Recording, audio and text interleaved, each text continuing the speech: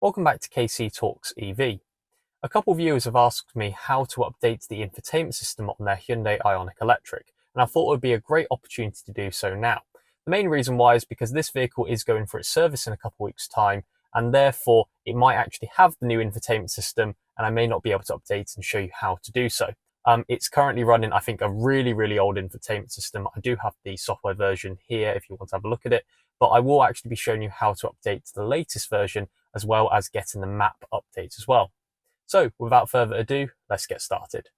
In order to do the software update, you will need two things. First of all, you will need a Windows computer or a Mac computer. Unfortunately, I don't have any Mac computers around at the moment, so I will be showing you on my Windows PC, but it should be pretty similar in terms of the update process. And finally, you will need one of these, which is a 64GB USB drive. It is important to note that it does explicitly state 64GB. The update file itself, I think, is around 25GB, so it should, in theory, fit on a 32, but it does recommend a 64GB drive. By the way, this one in particular, I actually purchased from Lidl. It was a pack of two, and I think it was £6.99, which is really affordable. But I have also left a link in the description if you would like to purchase one off Amazon.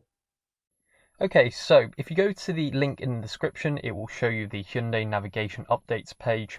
So all you've got to do is you've just got to scroll down to wherever it says Windows or Mac and download the software. And as you can see, it is nicely downloading the software. It is quite a big file, so it will take a little while in order for it to download, but just let it download. It should be done in good time. Okay, so at this point in time, we've got to prepare the actual flash drive for installation of the software update. So all you've got to do is plug in the USB drive into your computer. It will then come up with, hopefully, the new drive. Now, this is a completely blank drive, so therefore it's come up as a new volume, but we need to actually format the drive. So right-click the drive, then go to Format. And at this point in time, we need to actually switch what we call the file system to something called exFAT or exFAT. That one. We then can give it a label or a new name. We're probably not going to do it in this case, but we just want to go Start. It will erase all of the data on the flash drive, so make sure this is a drive you don't mind getting rid of all of the data on. Click OK. Format complete, and now it is actually correct to exFAT or exFAT. And we close that.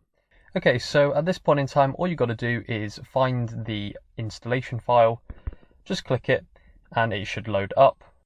And then we've got the installer. So at this point in time, I need to select Europe because that's where I live. It's also the region's map as well. So in Europe, in this point, you want to pick Hyundai if you've got a Hyundai, or Kia if you've got a Kia. Click Next. And then in English, click Agree to the terms and conditions.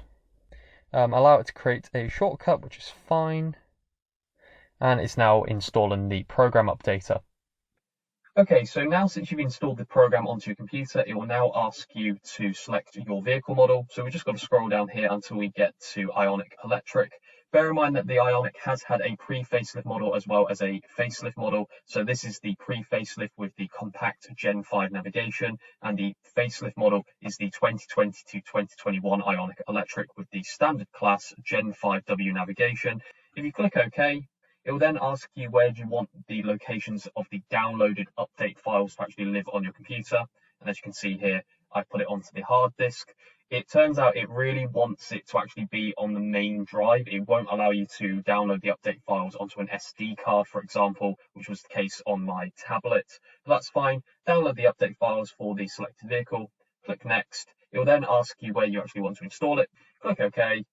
And then let it download. This will take a very long time because it's nearly 26GB worth of files, so you might want to leave this running overnight. Okay, so once all of the files have been downloaded onto the USB drive, you just got to plug it into this particular USB port, which is by the cigarette lighter socket.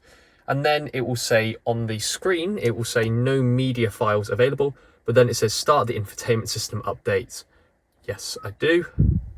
And then it'll validate the USB files, and then it will update the infotainment system. So this might take a very long time, but make sure that you keep the USB device connected as well as the car on Okay, so after 2 or 3 minutes, it's now come up with this, so you've just got to wait for the software update to now complete. And once the update is now complete, as you can see, it is very, very different compared to the previous, and I think we can now finish up the video. And as you can see, if we just want to double check that it has fully updated, we just got to go to Settings, General, and then finally it goes Software Info Update, Standard Class Gen 5W Navigation, and as you can see, updated 18th of May 2025. And here are all of the new software updates and versions, which is all well and good. And that is pretty much it when it comes to the software update. So once it's actually reloaded, you will notice that there, first of all, will be up-to-date maps on your navigation, but also there might be some key differences in your user experience or the way that the information is displayed on the screen. In a future video, I will go over all of those key changes, so make sure that you are subscribed for that. I think that is pretty much it.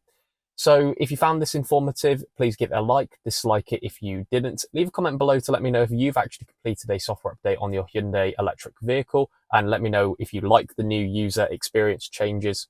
I think that is pretty much it. So thank you for watching, and talk to you later.